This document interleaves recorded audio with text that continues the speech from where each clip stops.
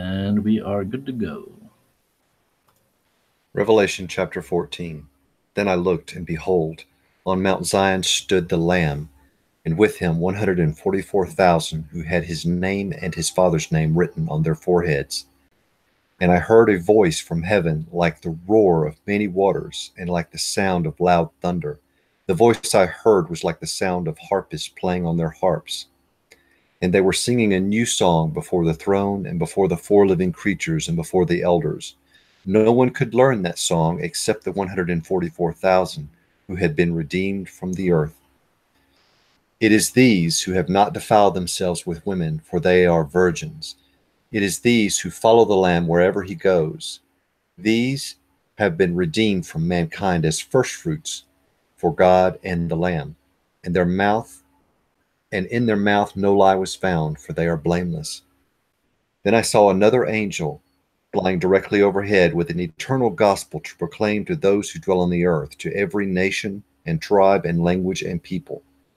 And he said with a loud voice, "Fear God and give him glory, because the hour of his judgment has come, and worship him who made heaven and earth and sea and the springs of water." Another angel, a second, followed, saying, "Fallen, fallen is Babylon the Great, she who made all nations drink the wine of the passion of her sexual immorality." And another angel, the third, followed them, saying with a loud voice, "If anyone worships the beast and its image and receives a mark on his forehead or on his hand, he will also drink the wine of God's wrath, poured full strength into the cup of his anger, and he will be tormented with fire and sulfur in the presence of the holy angels and in the presence of the Lamb. And the smoke of their torment goes up forever and ever, and they have no rest day or night, these worshippers of the beast and its image, and whoever receives the mark of its name. Here is a call for the endurance of the saints, those who keep the commandments of God and their faith in Jesus. And I heard a voice from heaven saying, write this, blessed are the dead who die in the Lord from now on. Blessed indeed, says the Spirit, that they may rest from their labors, for their deeds follow them. Then I looked, and behold, a white cloud, and seated on the cloud one like the Son of Man, with a golden crown on his head, and a sharp sickle in his hand. And another angel came out from the temple, calling with a loud voice to him who sat on the cloud, "Put in your sickle and reap, for the hour to reap has come, for the harvest of the earth is fully ripe." So he who sat on the cloud swung his sickle across the earth, and the earth was reaped. Then another angel came out of the temple of heaven, and he too had a sharp sickle.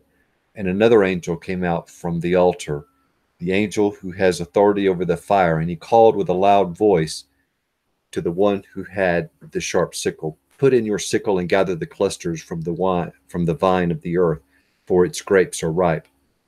So the angel swung his sickle across the earth and gathered the grape harvest of the earth and threw it into the great winepress of the wrath of God. And the winepress was trodden outside the city, and blood flowed from the winepress as high as a horse's bridle for 1,600 stadia.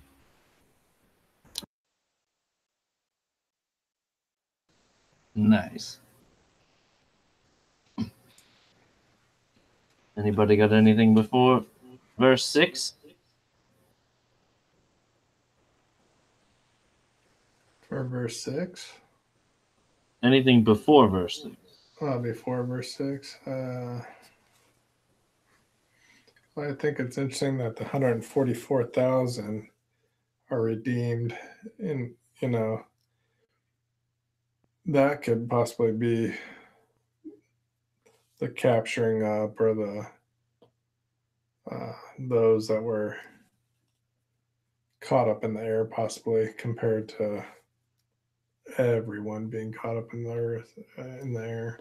Right. Yeah, that is peculiar. It says, "And I heard a voice from heaven as the voice of many waters." My version. Yes, I've got a comment on too. Sure. See, my church, the congregation reads things in unison, so they're all saying the same thing at the same time. And when I shut my eyes, I'm listening to see if that actual sound sounds like many waters, and sometimes it does.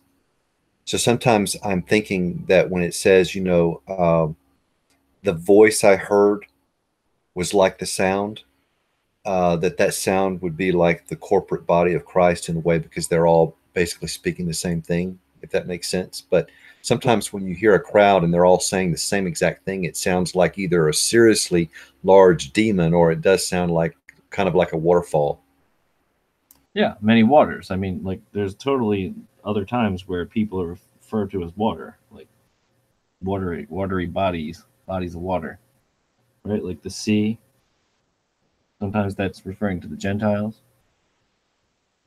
And in verse 3, I think kind of goes against universalism, because it says no one could learn that song except the 144,000 who had been redeemed from the earth.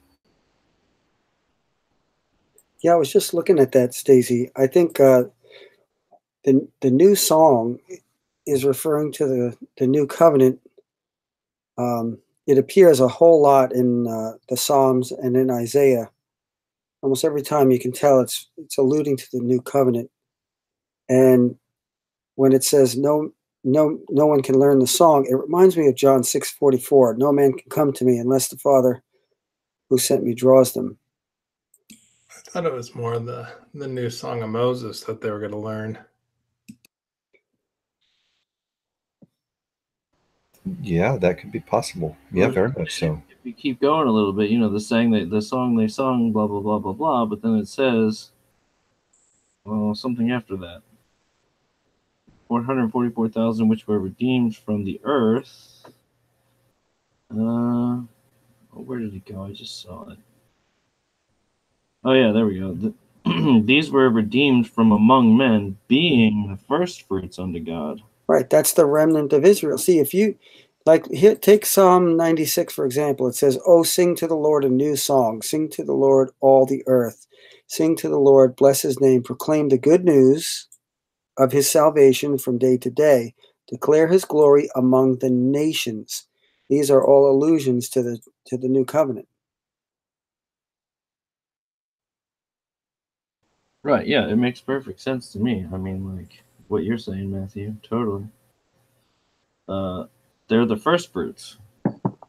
They're the ones that are first to do this, because then after that you have this angel fly over the midst of heaven, having the everlasting gospel to preach unto. Well, that's verse 6 that I was trying to preach unto them that dwell on the earth, and to every nation, every kindred, tongue, and people. That seems to be covering everybody. Like that's 4 times it just went into detail, just so you get the point of who he's talking about, right? Everybody. Like that is everybody. Here's Psalm 40. I can't read it from the beginning, but I'll start in verse 5. Many, O Lord my God, are your wonderful works which you have done, and your thoughts toward us cannot be recounted to you in order. If I would declare and speak of them, they are more than can be numbered. Sacrifice and offering you did not desire. My ears you have opened. Burnt offerings and sin offering you did not require. Then I said, behold, I come. In the scroll of the book it is written of me, I delight to do your will, O my God. Your law is within my heart. I have proclaimed the good news of righteousness in the great assembly. See, this starts off with also a new song. So I have a feeling if we go to every one of the Psalm passages that involve a new song, you're going to read allusions to the new covenant, the Gentiles, Christ coming. I mean, the whole thing is about that anyway.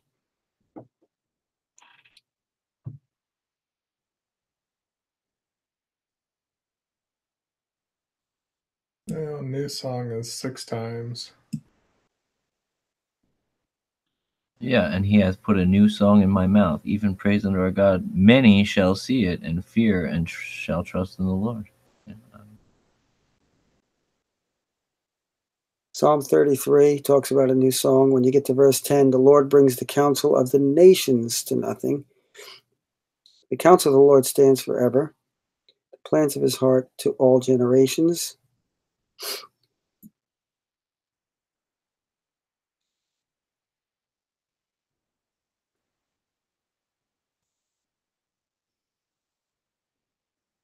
So yeah, definitely some of these verses seem to counteract definitely Israel only. At least I'm convinced. Like, I don't see how it was at one time Israel only, but not anymore. And this is the. Go ahead, Rob. Just and to me, it's like these are which follow the Lamb wheresoever he goeth. Well, people, want to say, "Oh, I'm part of that 144,000." Well, I think these were people that followed Christ wherever he went during his first coming. It's a little hard to follow Christ now, literally. Right. Yeah, exactly. That's how I imagine it. Like Mary had a little lamb, that whole thing.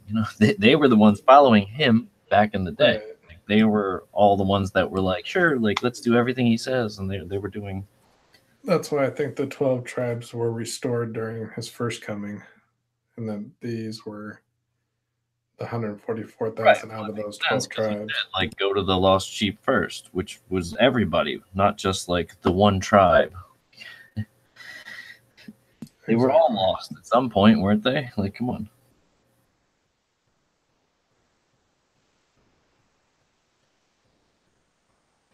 Right? Weren't they? Like, they all got kicked out, right?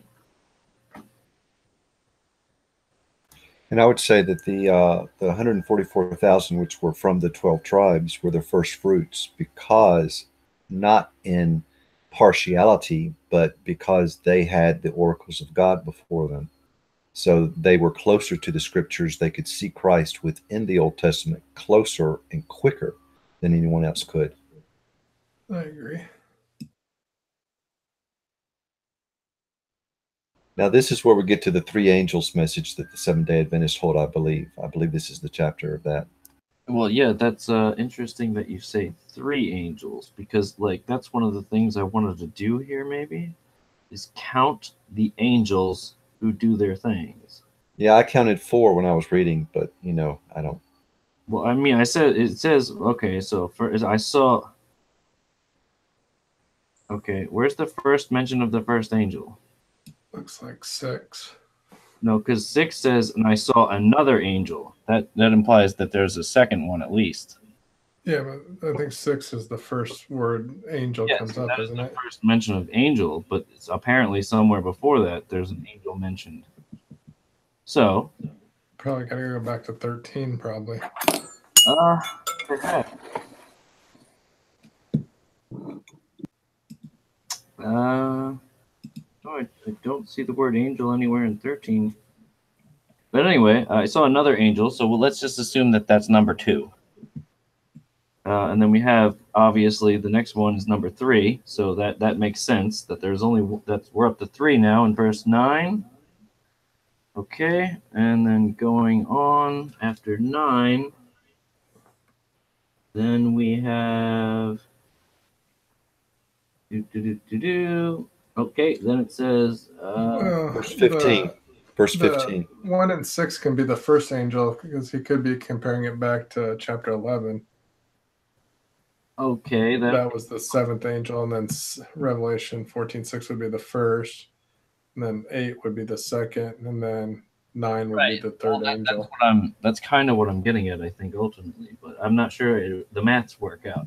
Okay, so that's 3 angels, and then verse 15 is the 4th angel. Another angel came out of the temple, thrust his sickle to reap, and he that sat on the cloud reaped, blah, blah, blah. And then another angel, that's 5. And then another one in 18, that's 6. I count 6. I count 7. How do you get the 7th? Verse 6, 8, 9, 15, 17, and 18, and 19. 19. And the angel thrust his sickle, but which angel? I'd say that's the 7th.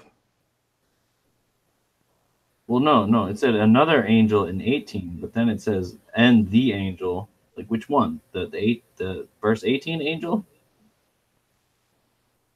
I guess, yeah, I see what you're saying. Yeah, it could just be 6 then. So, yeah, I only count 6 here. I wanted to show you guys something that. But then right after that, yeah, sure, go ahead, Rob. But right after that is the next chapter, right? And it says, and I saw another sign in heaven, great and marvelous, 7 angels. So I'm just saying, like that. There's at least 6 of them there in the previous. I haven't looked at what I'm going to show you, but I'm guessing what I'm saying is going to be true. So I'm going to go back to 13 for a moment and show you where it says, okay, see where it says a mark in their right hand or in their foreheads in 13? Yeah. I'm 99% sure, I've never looked at this before, but that it should say his right hand or his forehead, just like it does in Revelation 14. Yeah. I'm guessing they're the same Greek word, but we will look. So in 14:9, it says a mark in his forehead or in his hand. And so his, I believe, is actually the better translation. And in should actually be of, a mark of his forehead or of his hand. Right. I mean, either way, you could look as long as it doesn't say on, like Or on, on or in. People think on there. on or in their hand, they think in a microchip, but his is actually, people would say it's a mark in my right hand or a mark in my forehead, but his is actually the better translation. So now we'll look and see if it's the same word. If I get to the Greek here, Stacy might beat me. So G848. Most people seem to think that this is representing like your thoughts and your actions, not so much literally your forehead and your hand. No, I think most people think it's going to be a microchip. Oh yeah, well that's the crazies. So what was it, 13? Let's see. So 848.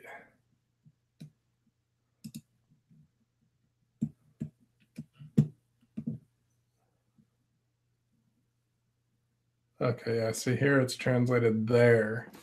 I believe his is actually the better. It's the exact same Greek word, and his should be the proper translation. What verse are you exactly on? I'm comparing Revelation 14:9 compared to Revelation 13:16. 14:9 has it correct where it says his, but 13:16 everyone thinks of their own right hand or their own forehead, but his is actually the better thing because it's referring to Nero's right hand or Nero's forehead, his right hand. There is like the opposite of what it should even be.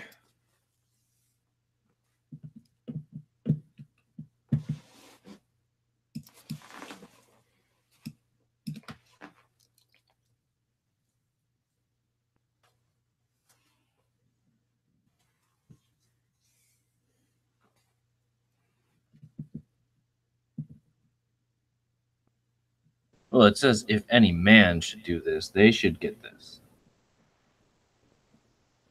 Where are you at? It's just right before. Right, yeah. So if he receive a mark of his forehead or of his hand, Yeah, I also believe in is wrong. It should be of. sure, So but if you look at it's still just a bunch of people. It's not like a specific guy.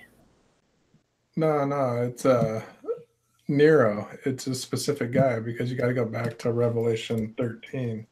No, I don't think we do because right before there it says it straight up says like any man. Like Okay, the difference between 13 and 14. do this, then that's what happens. Yeah, any man is any man that has the coin, but I'm talking about the mark is Nero. Oh yeah, sure, I could agree with that totally. Yeah, the mark is either like wanting Nero's money or like Yeah, if any man worship Nero Yeah, or the mark of his forehead or the mark of his hand. But what were you saying, Stacy? No, that's all right. Okay. Have I ever showed you that Roman coin, Matthew?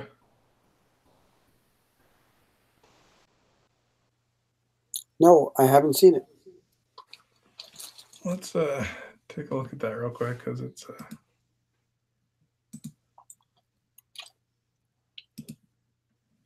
Yeah, I think Stacy mentioned the coin, but Rob wasn't on. what's that? Yeah, I think Stacy tried to show this to him one time, but he didn't okay. have the coin, and he needed you to show the coin, but you weren't there. It was either for you or Matthew or for Joel, one of you two. Let's see. I'm trying to think where. Oh, here we go. So let's go to that air. All right.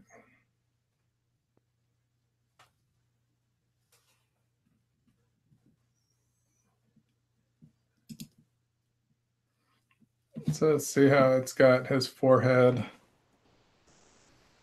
and then of his right hand. Yep. Indeed.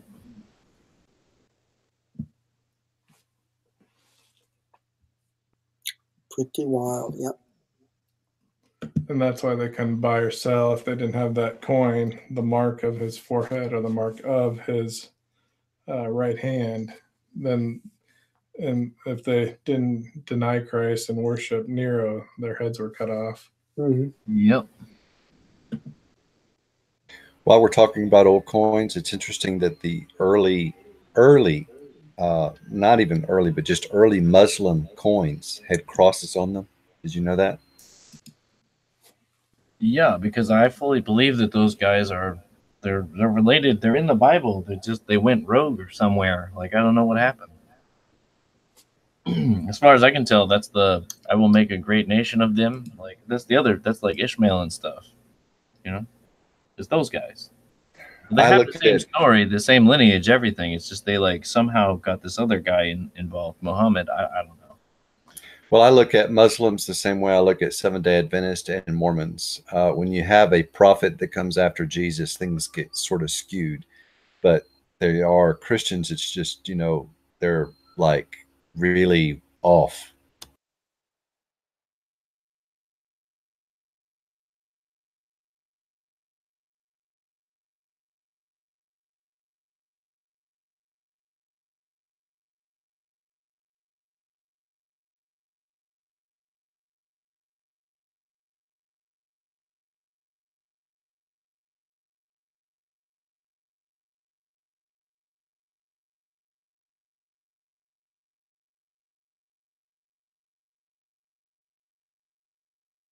Right, and and who's the people that should have known better than to not worship the beasts or the name of his number? It was the Israelites, right?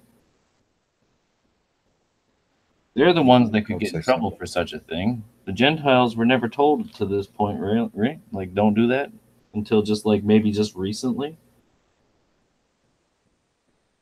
I would say that.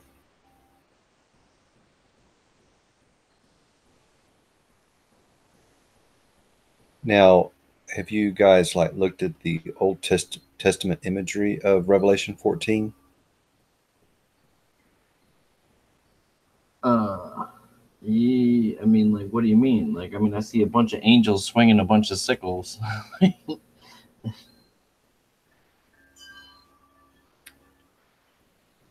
It seemed like there was a Daniel imagery of the Ancient of Days image that when I was reading it, I sort of like remembered that, but I'm not sure if that would be correct or not. But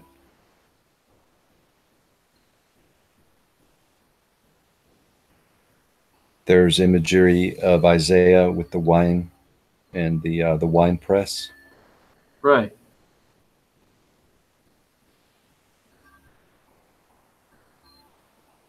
I'm not sure about the smoke of their torment, that could be like the judgment of Sodom and Gomorrah, that their smoke.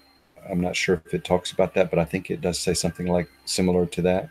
Yeah. It's like, well, the smoke of their torment ascendeth up forever. It's like, well, yeah. I mean, if you were on the bad end of this receiving stick, you die, and you didn't die in Christ. Like that's gonna be lasting forever. So like the torment of it's like smoke rising forever. Like you're just always gonna be lost. Okay, now what about 13? And my question is, like, considering this as a continual, for this point on, judgment, where it says, "Blessed are the dead who die in the Lord from now on. Blessed indeed, says the Spirit, that they may rest from their labors, for their deeds follow them." That your deeds following you in a way would be the judgment of how you've lived your life. Yeah, and I mean that's also right before that. It does say, "Here is the patience of the saints. Here are they that keep the commandments of God and the faith of Jesus." So both. So like you had the guys who previously were keeping the commandments of God, and you have the guys who kept the faith of Jesus. I guess I don't know, right? Because you have a transition there. Jesus says, "You shall know them by by their fruits." And in a way, that is making a judgment call right then and there. And so, it says their deeds follow them. That that might be like the judgment from that point on. Yeah.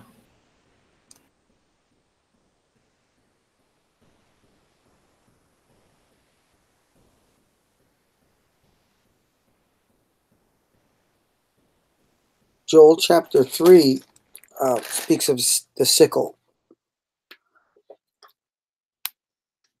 And it's the opposite of beating your swords into plowshares. Verse 10 says, "Beat your plowshares into swords and your pruning hooks into spears. Let the weak say, I'm strong. Assemble and come, all you nations, and gather together all around, cause your mighty ones to go down there, O Lord. Let the nations be awakened and come up to the valley of Jehoshaphat. For there I will sit to judge all the surrounding nations. Put in the sickle. Yeah, that's the other guys though. For the harvest is ripe. Yeah, Come down, for the winepress is full." Those are all the guys that got gathered to come against Israel. Totally. Right. But then after that, then their swords are beaten into plowshares. Yeah. Okay, what's this deal in 14 about more than one sickle? Yeah, right. Yeah, well, there's a bunch of angels. Wait, where were you? Revelation 14. There is the angel in verse 15. Yeah. He has a sickle. Yeah. But then in 17, another angel came out of the temple of heaven, and he too had a sharp sickle.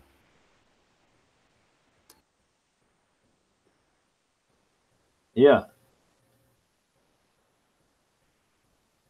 But it seems like both of those sickles were for reaping for the wrath. Okay. Yeah, I think we might have to go a little slower. I don't know. It says, where's the first reaping with the sickle? 15, you said? Yes. Okay, but hold on. It said, I looked and behold a white cloud. No, 14. Yeah, and I looked and behold a white cloud, and upon the cloud one sat like unto the Son of Man, having on his head a golden crown, and in his hand a sharp sickle. So to me, that's like the Lord. He's got a sickle, right? Right. Golden crown.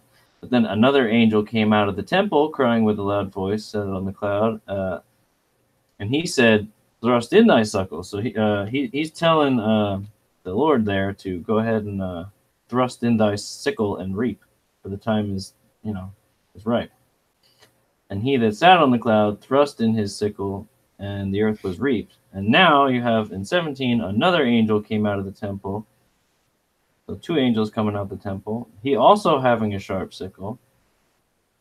And another from the altar, which had power over fire, had a sickle. I don't get it. Like, there's too many sickles, too many angels flinging sickles. Like, I don't get it. I can't follow it. King James is too retarded.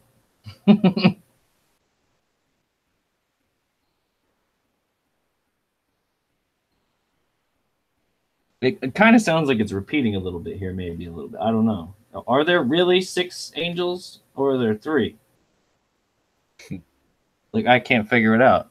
Because, I mean, I only count 6 different instances where it says another, but, like, I don't know. Rob, you got that easy reading version or something?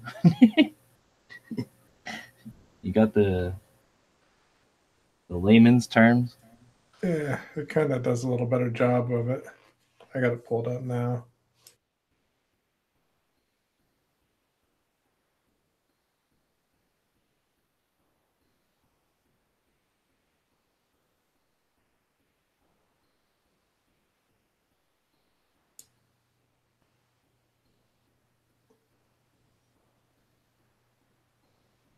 I'll be back. Well, clearly, all of these sickle swingings are bad things. Uh, eh, mm, not necessarily. Are they? No, I think the first one is a reaping for a good harvest.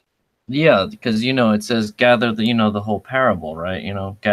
Wait until the end when we're gonna harvest, but then first like gather all the tares, throw them in the fire, but then take all of my good stuff and put it in the barn. Jesus spoke about the harvest. Yeah, but this is opposite from that because the first reaping was gathering the tares and then throwing them into the fire and then gathering up the wheat. Right, right. Whereas here, clearly in verse 19, towards the end, we've got the second sickle swinging, and it said that and gathered the grape harvest of the earth and threw it into the great winepress of the wrath of God. And the winepress was trodden outside the city, and blood flowed from that winepress as high as a horse's bridle. For a really, really far distance, which is kind of impossible. Yeah.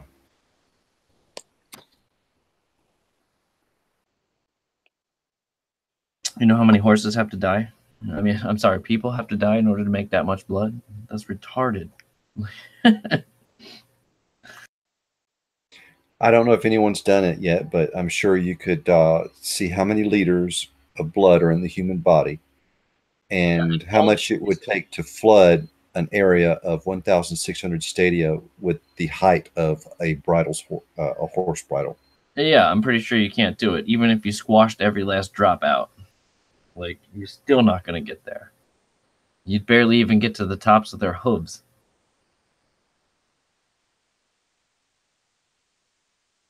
Well, blood doesn't really seep into the ground as much because it coagulates, and so then it'll actually create a film, and then the blood on top of that would just pool up.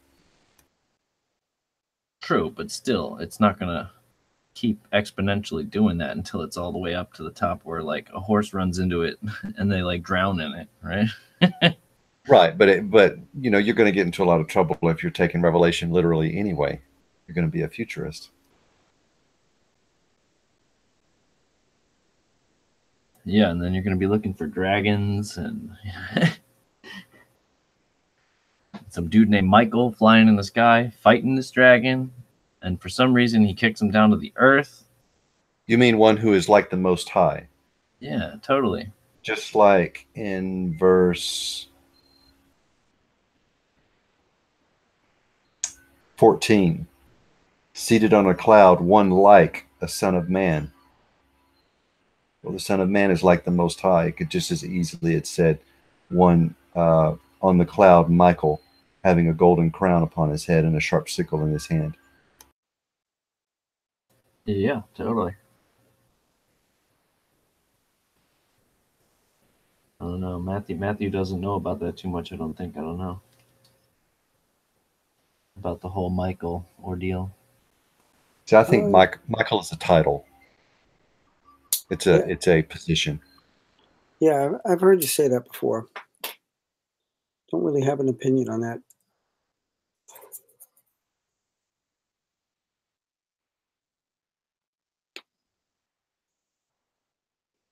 I really didn't come to that conclusion until I was reading Jude. Because I always couldn't understand, okay, what's this deal with this spiritual being named Michael fighting the devil over the body of Moses? What is that all about? And then I realized that really Michael, or the prime messenger or archangelos before Joshua, that was Moses. And then Moses passed his mantle on to Joshua. So Joshua became the prime messenger or archangelos. So he was one who was like the Most High, just like Moses was one who was like the Most High. Mm-hmm. And so what happened was when Moses died, the Israelites were saying, we're gonna embalm his body, because that's what they did with Joseph. That's what they were carrying around with them, was Joseph's bones.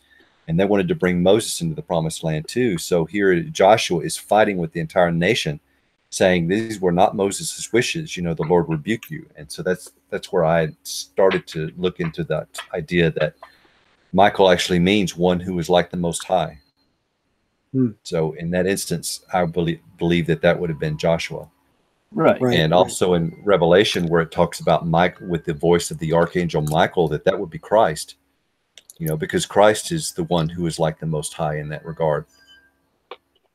I will come on the clouds with the glory of my Father to reap the harvest. You have to take it carefully aside from just assuming that every time you see Michael, it's the same guy, Michael the archangel or Michael the angel. Like, it's not necessarily the same dude every time.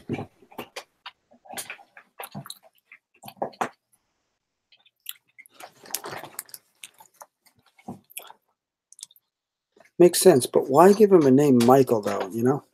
Is Michael have what's the meaning of Michael? One of those who is like the Most High. Mm-hmm. Yeah, so it's more like a title. Yeah, it's the same problem you have with like when they leave the word Nephilim in there, or they leave the word like adversary. All sorts of things that they leave in there, and it messes things up. They don't translate the name; they just transliterate it and then put a capital letter on it and say, "Oh, this is an actual person." Yeah, when the text doesn't have a pronoun there, like it's not a pronoun; it's not a proper name.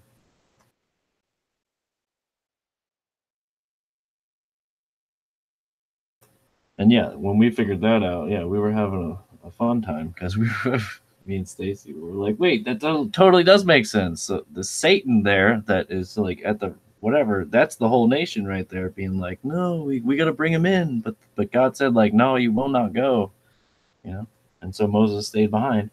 And if they were going to try and do it anyway, God would have gotten mad. And all that was He just said, the Lord rebuke you. Like, he didn't like condemn them. Like, he wasn't like, screw all you guys. Like, you are so much in trouble. He was just like, you know what? The Lord rebuke you, because come on now. And all that was a foreshadow to show that Moses could not go into the promised land, because you cannot follow the law and enter into the promised land. Right. Yep, for sure. Definitely a metaphorical thing there. But that's the beauty of it.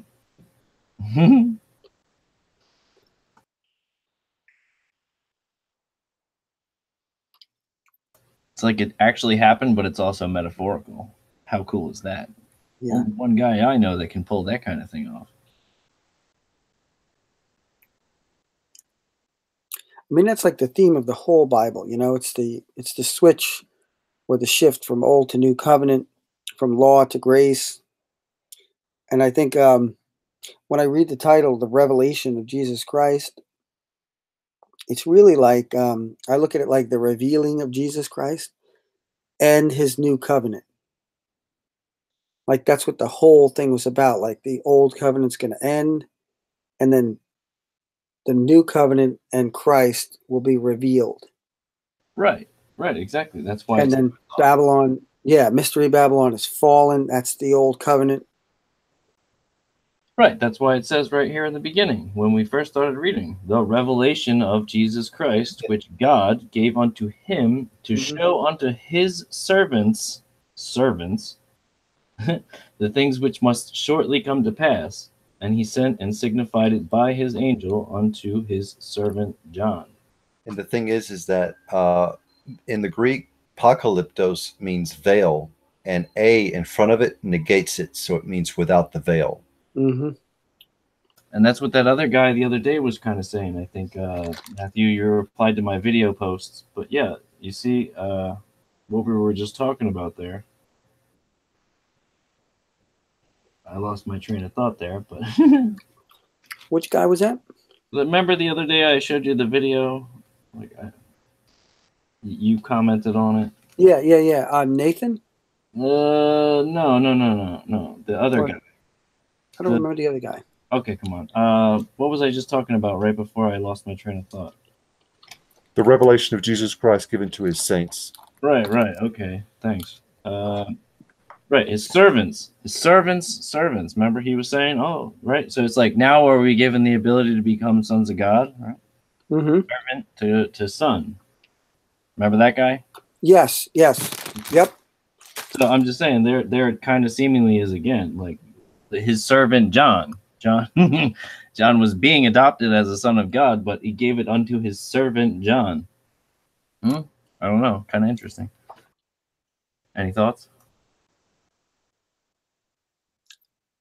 I know. I mean, it goes back and forth. You know, we're servants, so we become sons, but we also become servants of Christ at the same time No, because in a different sense. there's a difference between a servant and a son. Like, a servant does your bidding. Like, your son doesn't necessarily, like, you tell Right. your son to do stuff, but he's not gonna just like be like, "Oh, I have to do it." Like, I don't know. So there's a huge difference there, seemingly. No, you're right. And in one aspect, like Paul will teach, we used to be slaves, now we're sons. Right. Absolutely. So there you go. I mean, it's like that's the transition. You go from being a slave to this old thing to now you're a son, and now you don't have to worry about this old thing because you're not a slave anymore. You're a son. You're adopted. There's a difference between a slave and a servant, though. Well, a servant is It's still. it's just one word in the Greek, diakolos, I think that's what it is, but some translated as slave and some translated as servant. I mean, they are I the think same, it says we become a slave of Christ, doesn't it? which is much better. But that's a metaphor. See, like slaves of Christ, they servants in heaven, but kings in hell. You know. Doesn't I think a Christ say slave that? of Christ is a good thing. Yeah, doesn't Christ say when he's washing the feet that the greater shall serve the younger, just like in the Old Testament it was though. Well, he actually says it a different way, but it's really the same way. He's like the greater shall serve the younger, and shall serve. Yeah, the greater shall serve the lesser.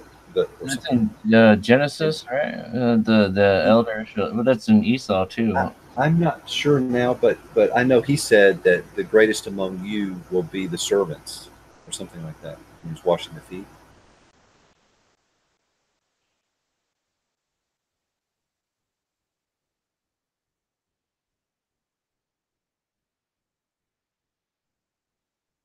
Again, fine jar of rough.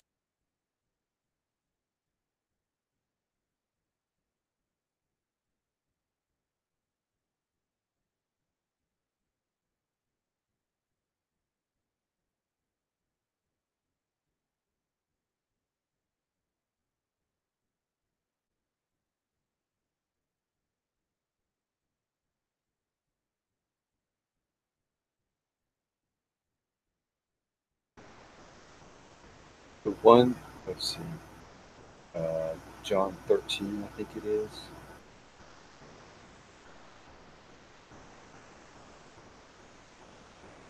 13:13, just for giggles.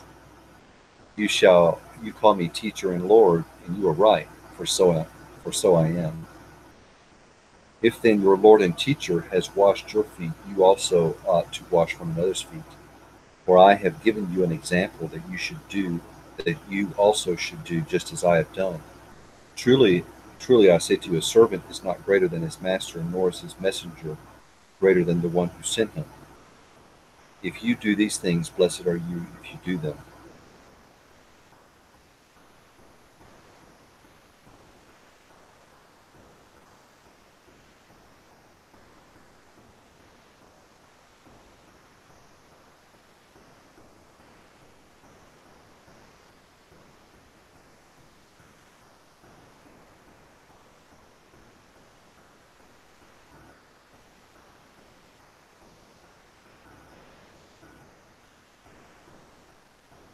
I'm still confused by all these angels and all their sickles. You know, I don't. It's obviously imagery, but like the angels, they could be either or. I don't know, but that doesn't even matter. It just matters who they're sickling, who they're reaping, because you can't have like 4 reapings. Like, how does that work? Okay, maybe it's like the angel in 18. This angel who has authority over the fire.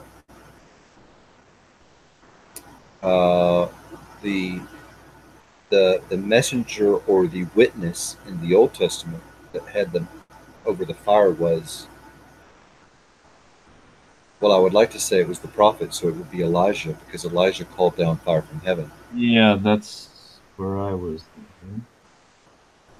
So this would be like the prophets being the angel reaping. Okay. Then another Okay, one that would makes be the all right. law. You might be onto something there.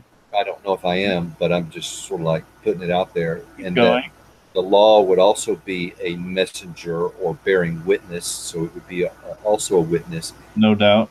and so it would judge you by throwing out the sickle. So both of those being like the witnesses. So you got 1, 2, 3 angels, Christ, law, prophets. Boom, boom, boom. Possibly, yes. And then a repeat, I guess, because there's 6, which is peculiar. There should be 7 if it's talking about the 7 here. I don't know. Maybe we haven't gotten that far yet.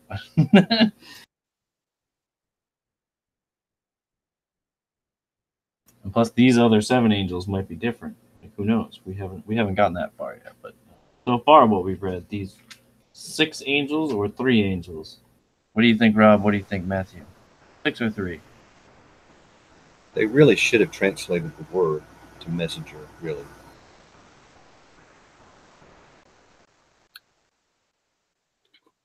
I don't know. I just can't help thinking of the words of Jesus about reaping. Where he doesn't sow. Yeah, Language in John chapter 4, he says, I send you to reap what you have not sown. Mm. Look out and see that that it's white for harvest. Yep. So it's like he's the reaper.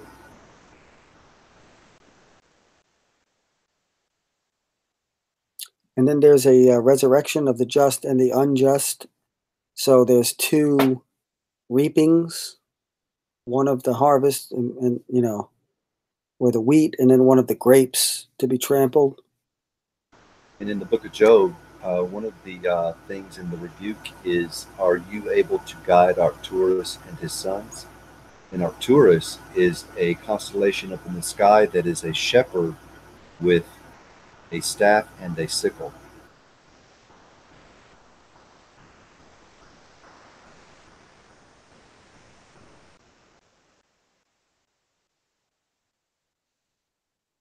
In World of Warcraft, Arcturus is a capturable constellation bear. Is Arcturus just a summer constellation? That I don't know, but I think it does have something to do with Ursa Major or Ursa Minor and the Northern Star or something like that. Yeah, that's the bear constellation. But it's the Arcturus is more in I think in the Hebrew versus the bear. But I haven't looked at it in a very long time. But you just Google Arcturus constellation or something, and you'll see this shepherd figure. The bear is the Big Dipper.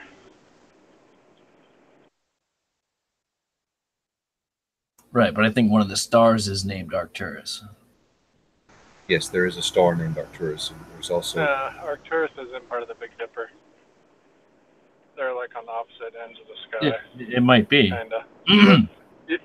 You look north, you see the Big Dipper, and you look south, you see Arcturus.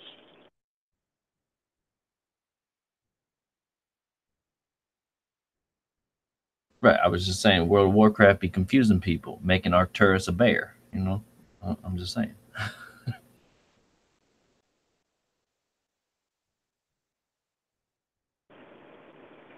Minus points for World of Warcraft and bonus points for Constellation. I believe in constellations.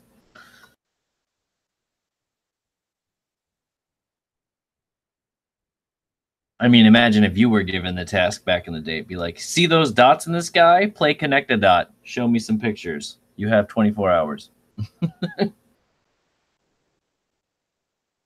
Like, oh, okay, well, this one's a guy. And see, look, can you see it? Like, look, it's totally a bear. It's like, I see triangles. Like, I don't know what you're talking about. This is the Wikipedia for Arcturus, and in the section of mythology, it says the Greek name is a reference to its being the brightest star in the constellation next to Ursa Major, the Greater Bear. One astronomical tradition associates it with the mythology around Arcas, who was about to shoot and kill his own mother, Callisto, who had been transformed into a bear.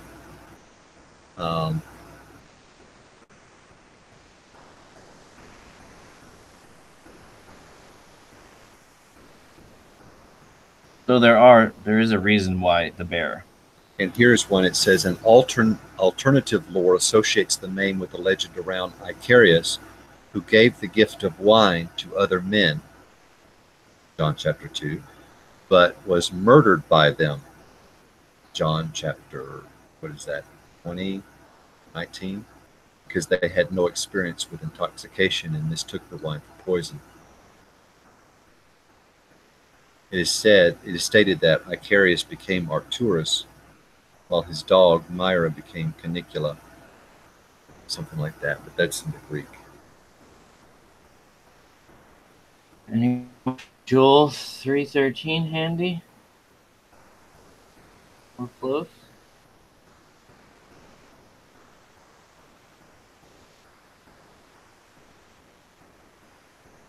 Because apparently Joel 3:13 has something to do with something said in Revelation 14:15. Thrust in thy sickle and reap, for the time is come for thee to reap, for the harvest of the earth is ripe, or dried.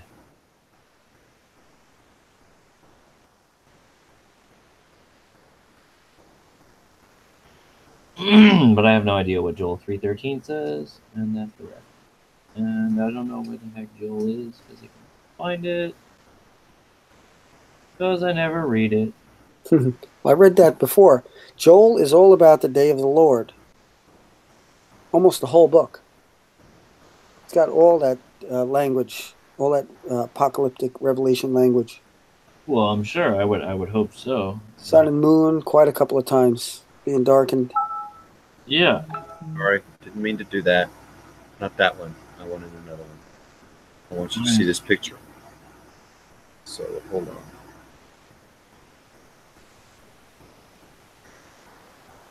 Copy. Yeah, it would really be helpful to have Joel here if we were gonna, especially for next time. So hopefully Joel comes next time, because then we can do 15. Yeah, I think that's gonna be good, because that's like the first time where now we're going into the vials, right? Or something. We're going into something here, aren't we? Wow, 15 is super short.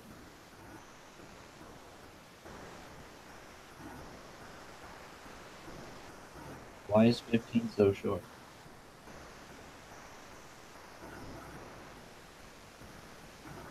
Why did they make the break there?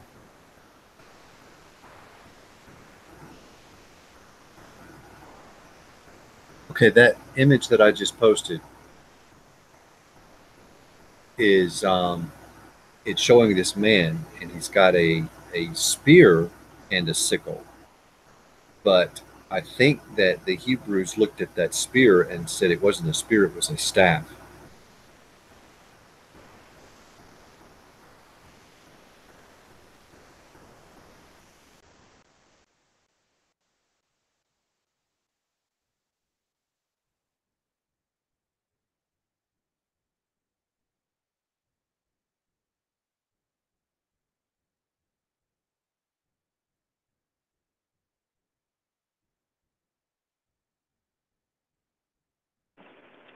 Does Revelation 14 say anything about a spear or staff? Nope, it's all sickles unless these words are done wrongly. That's why we need Zach. Well, the shepherd would be Christ, And when he would reap, then he would have the sickle, so he would be both the shepherd and the reaper. Right, yeah, I was looking at it as kind of like a staff. I was like, yo, he's going to poke his eye out if he trips. He looks like he's tripping. In the picture you showed, he looks like he's like running forward, but he could also be tripping, and he's about to stab his own eye out on that spear, you know? It could just be a staff. It doesn't have to be a spear, does it?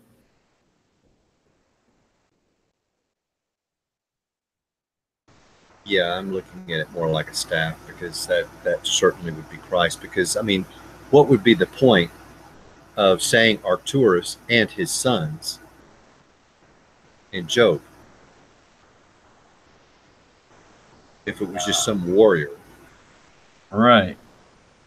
But if it's the great shepherd, yeah, and exactly. disciple, then that's exactly, you know, what the rebuke, the entire rebuke of Job. Yeah, the whole rebuke falls apart. I see what you're saying. Like, there is no rebuke if it's not. And the entire rebuke in Job has redemption in mind. No, Job, you can't do these things. Only I can do these things. Only I can loosen the belt of man, Orion, to be able to reach the 7 spirits before the throne, the 80s.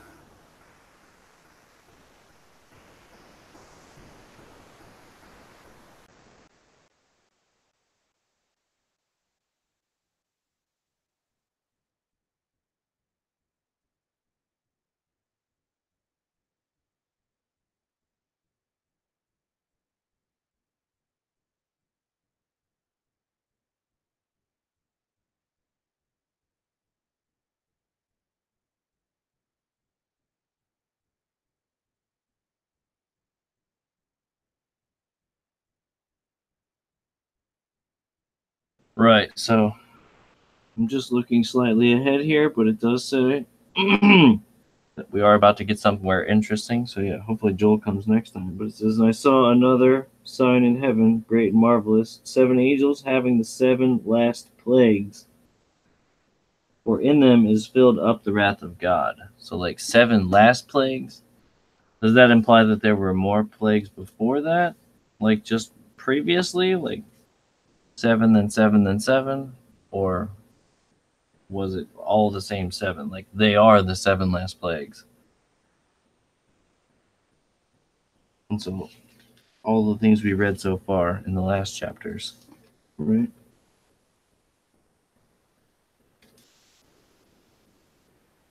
You follow? I do. And, you know, we could do Revelation 15. It's just 8 verses. Yeah, that's what I was saying. It's so short. Only 8 verses. But whoever will read it? You already read. Yeah, so that lies you 3. Exactly.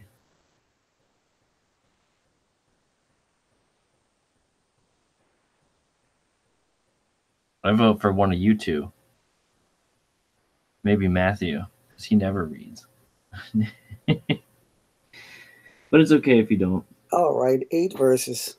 It's only 8. Like that's like you couldn't even possibly. Is there any other like thing that you could read that's like shorter than 8 verses? Jesus wept. Jesus wept. Is that one whole The shortest verse in the Bible.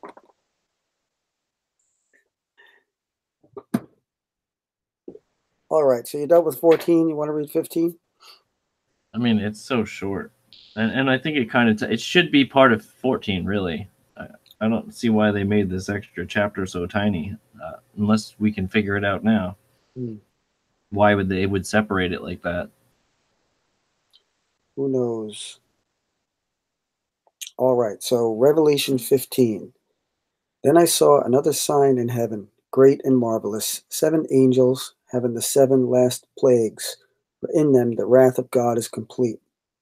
And I saw something like a sea of glass mingled with fire, and those who have the victory over the beast, over his image, and over his mark, and over the number of his name, standing on the sea of glass, having harps of God. They sing the song of Moses, the servant of God, and the song of the Lamb, saying, Great and marvelous are your works, Lord God Almighty. Just and true are your ways, O King of the saints. Who shall not fear you, O Lord, and glorify your name? For you alone are holy, for all nations shall come and worship before you, for your judgments have been manifested. After these things I looked, and behold, the temple of the tabernacle of the testimony in heaven was opened. And out of the temple came the 7 angels having the 7 last plagues, clothed in pure bright linen, and having their chests girded with golden bands. Then one of the 4 living creatures gave to the 7 angels 7 golden bowls full of the wrath of God, who lives forever and ever. The temple was filled with smoke from the glory of God and from his power, and no one was able to enter the temple till the 7 plagues of the 7 angels were completed. That last verse was quite a doozy, but maybe we should start at the beginning. Yeah? So now we went from six or 3 angels in the previous to 7. And these 7 angels have the last plague. 7 last plagues. Do we know what the 7 last plagues are? Like, So there were obvious to point out, like frogs. You know? So there were 7 vials and then 7 sickles and then 7 plagues, or No, there's 7 vials and 7 angels in this one, but the previous one had either 3 or 6 angels with either 3 or some number of sickles. I don't know. It's a little unclear how many sickles, but it seems like at least 3. There are 7 bowls, but I'm wondering about The the bowls 7. are the vials. Same difference. Okay, I am thinking about the 7 angels and trying to just wonder, could that be the 7 churches? Because they're giving out the message, and that message can convict and cause plagues and show you of your unworthiness and stuff, maybe, possibly. Right, yeah, that's kind of what I was thinking. These 7 angels here that are given these things. I mean, it says, I saw, as it were, a sea of glass mingled with fire. It talks about the throne of God having a sea of sapphire. I love that passage, but I don't remember where it is.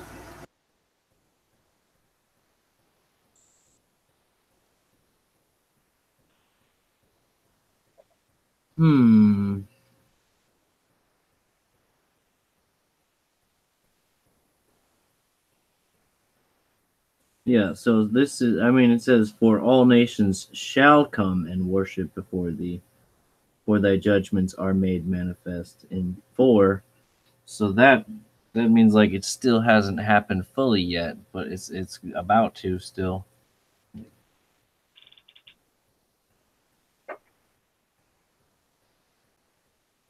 And there's a star there. It says Jeremiah 10:7.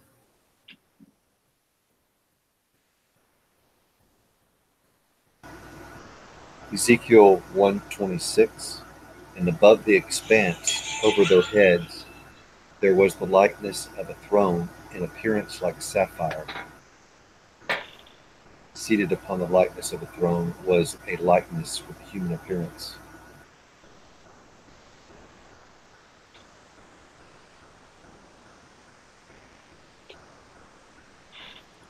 Okay, I'm a little. Okay, wait, what? It says here. They came out of the temple, this angel. The 7 angels came out of the temple. Verse 6. And the 7 angels came out of the temple, having the 7 plagues, clothed in pure and white linen. Out of what temple? I guess the temple's still there. Or is it? 'Cause, you know, these are the dudes that get the white linens and whatnot.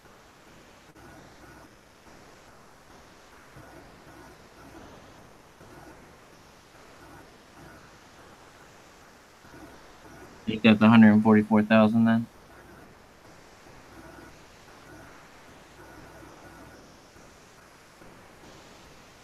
The temple, it says at the end, and the 4 beasts gave them the vials, and the temple was filled with smoke from the glory of God. No man was able to enter the temple till the 7 plagues of the 7 angels were fulfilled. What does that all even Hmm. Wait, because the temple is destroyed afterwards, but they could still enter the new temple. Yeah, it's not the old one. If the temple is you, well, then you're in the new temple, right? Nobody could enter the temple again until after the smoke. I don't know. No man was able to enter into the temple until after the plague. I don't know, man. How would you guys take that?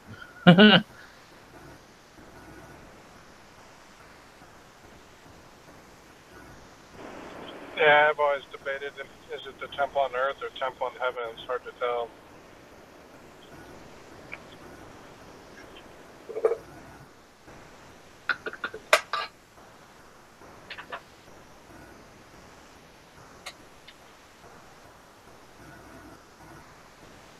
Well, I think the 7 last plagues definitely have to be the whole 70 AD thing, right? Like, that's got to be all 70 AD. Nobody could enter again until after the temple. Yeah, seems that way.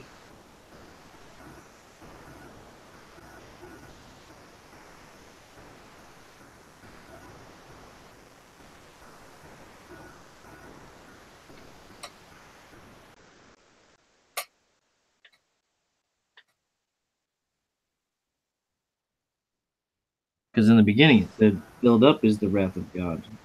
So all the wrath that He's going to pour out is coming with these 7 angels right here. These 7 angels right here, they're the ones that are going to dump everything right on your head.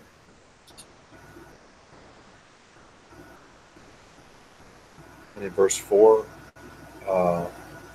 for you alone are holy, all nations will come and worship you, for your righteous acts have been revealed. That's against Israel only, and that shows the salvation of God. All nations will come before you, and then your righteousness shall not be abolished, for your righteous acts have been revealed.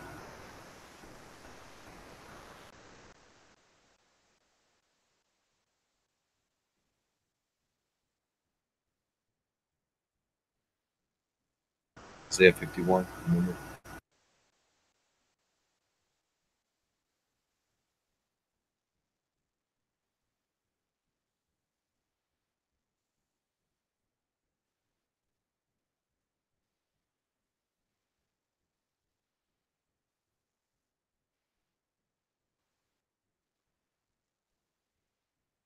Sorry, what did you say? I had to check on a little critter I rescued. I said verse 4, it says, all nations will come and worship you, for your righteous acts have been revealed.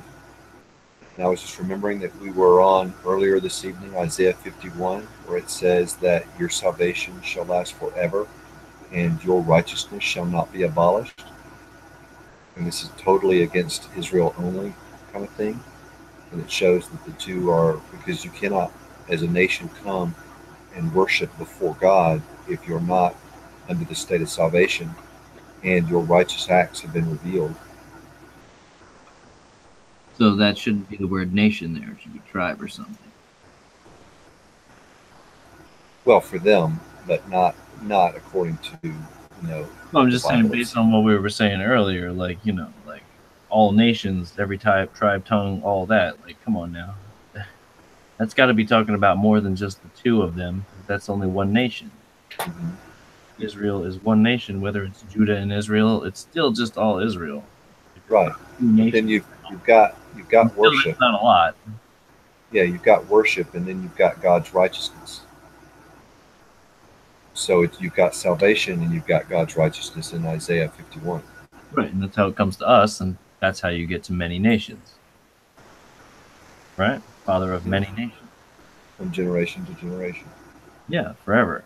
As far as I can tell. And as far as I can tell, the earth ain't going nowhere. It ain't moving,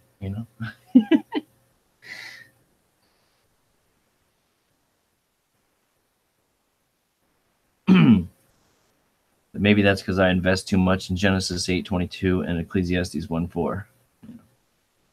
My bad if I do.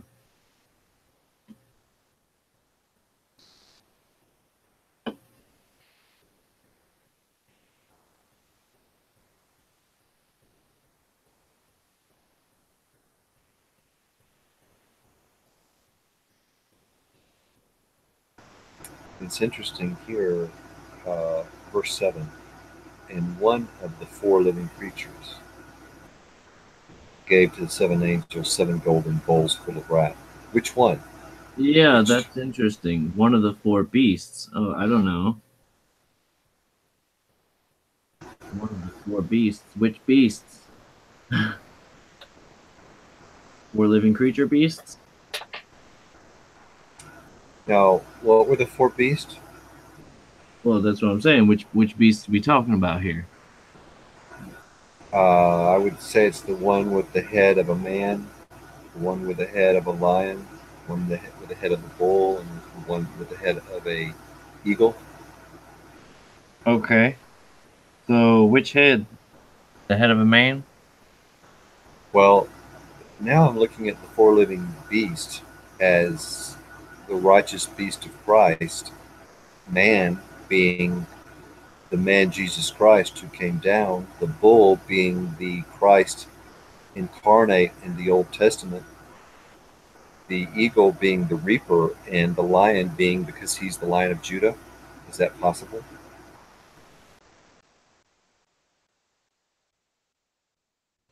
It's possible. In other words, I'm just saying, when in doubt, point to Christ.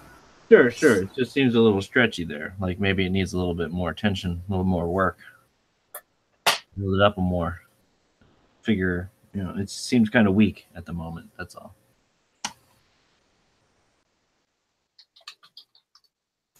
Like a weak argument. Like if I was going to tell somebody, like, "Oh yeah, it's that," like they'd be like, "No," Yeah, I know. You have to look at the scriptures I have of to all of explain those. a little bit better, but yeah, I feel what you're saying though. It's like interesting. Only one though, like only one of the 4 beasts says this, so that's peculiar. And it gave him something, so that I don't know. That seems like, if anything, it's going to be again. You got to figure out which beasts we're talking about here.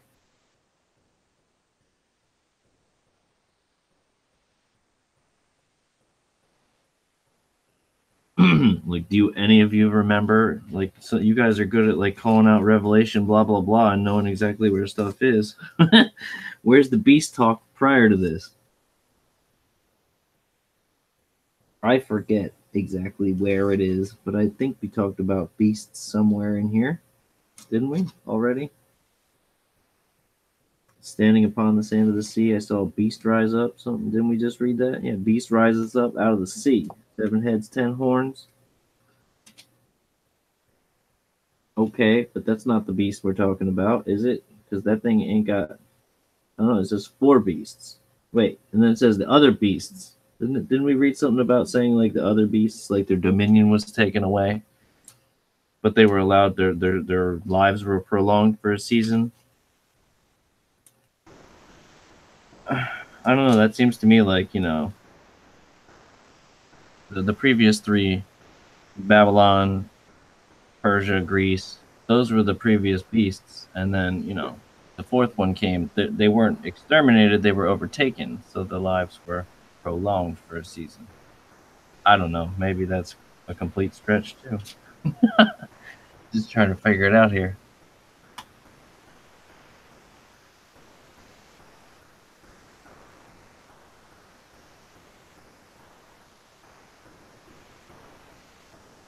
Because you can't say that like Christ is a beast. Is that what we're going to say? How do you? One of the beasts gave angels. Well,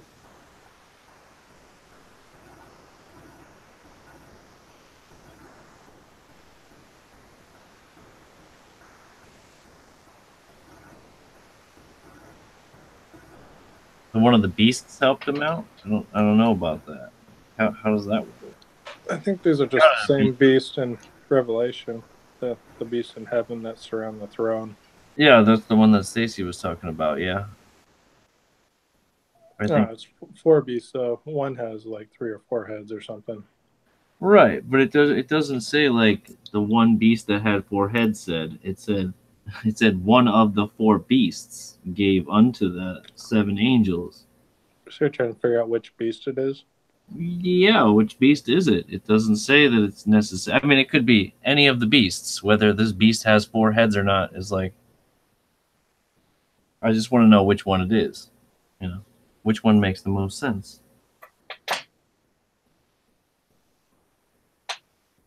That's Even if it is Ezekiel. metaphorical and all, like it's still got to be referring back to one of the beasts that it just mentioned not that long ago, right?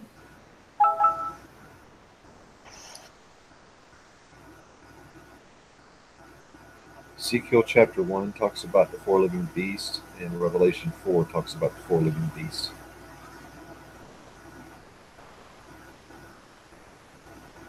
Okay, so 4 living beasts. Doesn't say living beasts. It says one of the 4 beasts. Okay, 4 living beasts. What about them? It's the same ones that are in Ezekiel chapter 1. That doesn't help.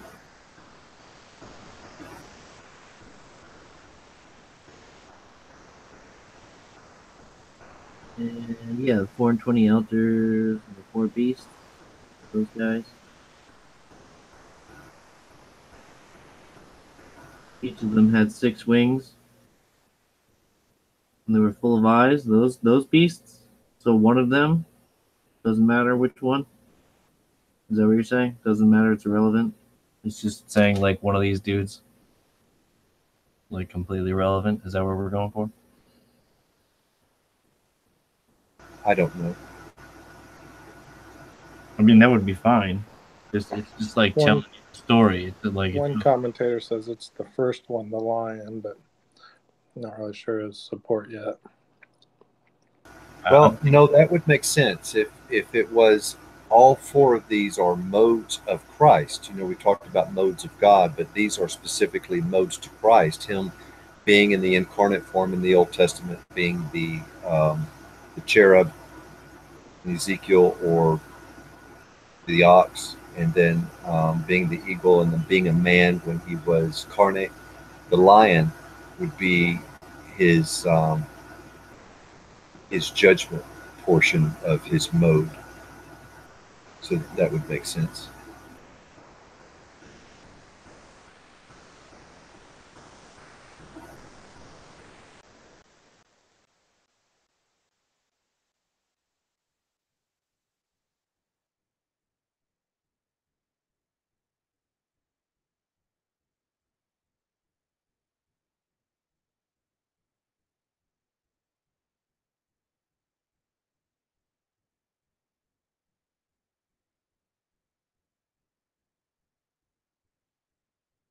Just saying. It does say in 4 that these 4 beasts give praise and glory to God, the one who sits on the throne.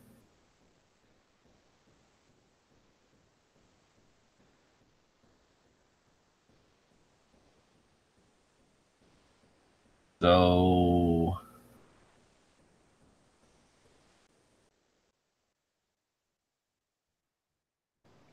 can't be him because they're giving glory to him. What's it say in Revelation 4, though? What does it say specifically? I thought the first one was it's hard to tell. I mean, mine says, you know, and the 4 beasts had each of them 6 wings, blah blah blah, and when the 4, yeah, and when those beasts give glory and honor and thanks to him that sat on the throne, who liveth forever and ever. So, oh snap! It says, and when those beasts gave glory and honor and thanks unto him who sat on the throne, the 4 and 20 elders fall down before him. Interesting. But I don't think that's what I was getting at. but yeah, it says the first beast was like a lion, the second like a calf, third like a beast, third beast the face of a man, fourth beast like a flying eagle, and they all had 6 wings and full of eyes within. And they rest not day and night, saying, "Holy, holy Lord." Like, so I don't really get all this. I still don't get it. I didn't learn anything. I thought I saw something, but I didn't.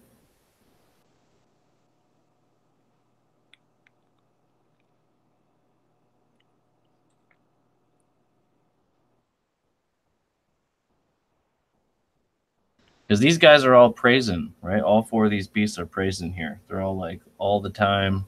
Like, it can't be like, I don't know what they represent.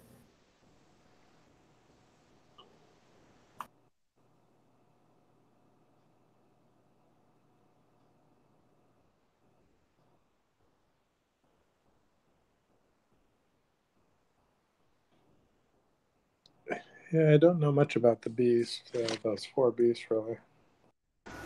Well, it's in Isaiah chapter 6, verse 2, but it doesn't actually describe them. It just talks about them having their 6 wings and just says that they're cherubim. But then in Ezekiel, that chapter I mentioned, I forgot what it was, talks about it and it shows their 4 faces. Then in Revelation chapter 4, I think it's 6 through 8, talks about their 4 faces again.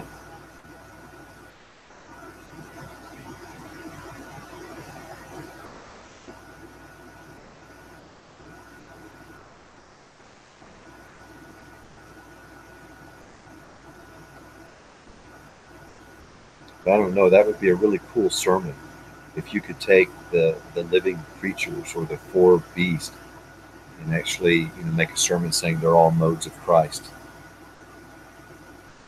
That would be a cool sermon. Right. Well, what would you say? What was it? A bull, a lion, an eagle, and a man? Yes. That's interesting. You have some of those, he is, you're right, called the Lion of the tribe of Judah. Well, there you go. That's one time. The man, Jesus Christ. Yes, that's another time. But then also he was dealing with them when they were worshiping the bull, Yes. the calf, right? So that's another time. He was there with them still, even though they did that shenanigan. And then the eagle, what's the eagle though? Because he says that I took you out of the land of Egypt on eagle's wings. Yeah, and I was gonna say, he gave the woman wings of a great eagle. Well, the aleph is, I believe, an ox or a bull. Yeah, it's all the same difference. A calf, a bull, whatever. It's the horny thing. That is in the but the he's Paleo Hebrew. the beginning and the end, so he's the aleph. Paleo in Paleo Hebrew. He's the olive. What? The alpha and omega. Well, that's Greek. In Hebrew, it's aleph.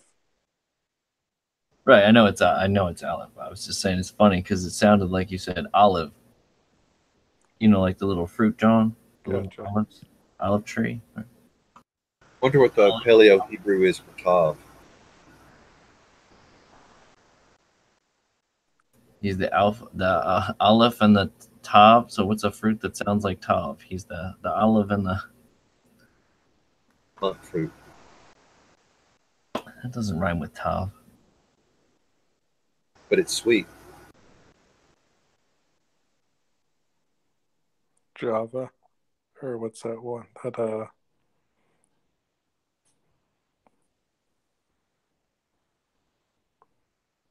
So I'm thinking like a Java plant, but it's not Java. It's something like that.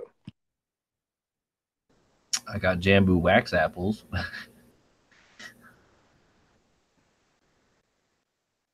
I don't know.